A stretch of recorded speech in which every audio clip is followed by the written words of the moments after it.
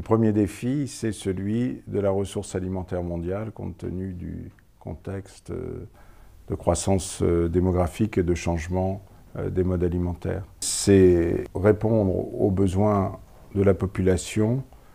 en termes de quantité de nourriture, mais également en termes de qualité, notamment par rapport aux défis sanitaires et aux problèmes de santé publique.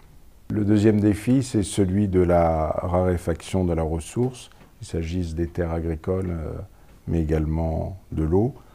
dans un contexte de changement climatique avéré. Le troisième défi, c'est la circulation accrue des hommes et des marchandises qui s'accompagne d'une dissémination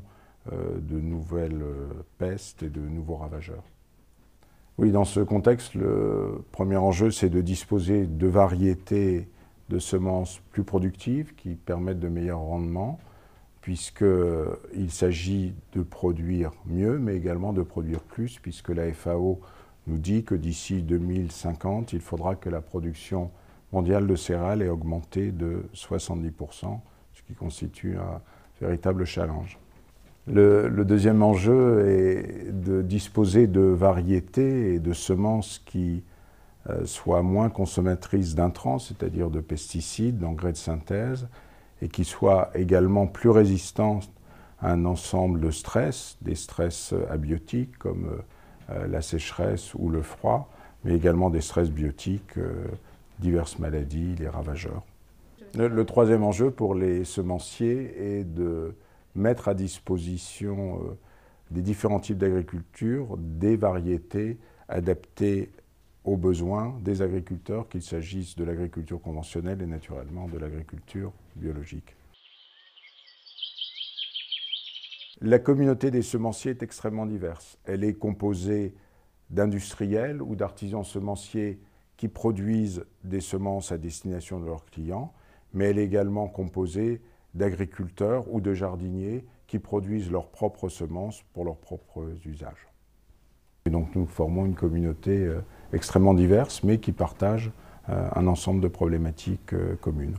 Il y a d'abord une première problématique en termes d'image, liée à la méconnaissance de nos métiers, de ce que nous sommes, et au fait qu'on nous réduit souvent à la seule problématique très particulière des OGM. Il y a deux autres problématiques qui sont liées aux spécificités du métier, au fait que nous travaillons sur un objet vivant. Il y a d'abord la problématique de reconnaître et de récompenser l'innovation, tout en interdisant l'accaparement de la biodiversité, mais également en reconnaissant la diversité des usages en matière de semences, et également une problématique elle-même liée au vivant, la nécessité pour tous les semenciers d'un consensus autour du progrès scientifique, d'un progrès scientifique objectivement évalué et décliné en termes réglementaires.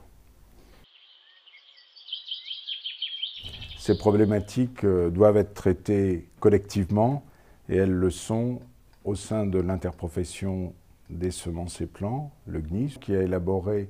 fin 2017 un plan de filière qui s'attache à répondre aux attentes de la société des consommateurs, tout en contribuant résolument à la transition, à la nécessaire transition agroécologique de l'agriculture française et naturellement en préservant la biodiversité. Les semenciers sont avant tout confrontés à un problème d'image. Et pour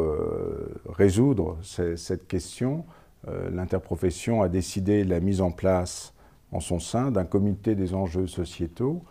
qui sera ouvert à un ensemble d'associations, des consommateurs, d'ONG environnementalistes qui pourront interpeller les professionnels et assurer une interface entre la société et la filière.